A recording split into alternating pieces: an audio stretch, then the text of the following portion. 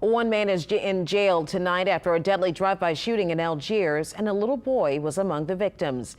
Dana Monteverdi has the details. This memorial sprung up overnight after a drive-by shooting here in Algiers. It left 2 people dead, including a 3-year-old boy, and injured another woman. This was the scene hours earlier on Monday night. The shooting happened a little before 7:30 near LB Landry and Vespasian.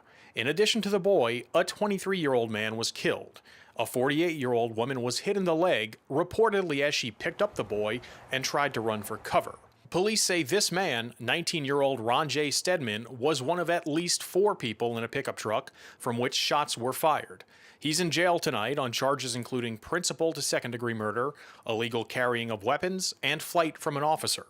According to court documents obtained by our partners at the Times-Picayune and New Orleans Advocate, Stedman tried to run from police after the truck he was in crashed into a pole at Holiday and General Meyer. Later, he allegedly admitted to police that he fired the gun at the scene and told investigators he bought it on the street for protection. Police say the investigation into this case continues, which suggests there could be more arrests to come in the future. Reporting in Algiers, Danny Monteverdi, Eyewitness News.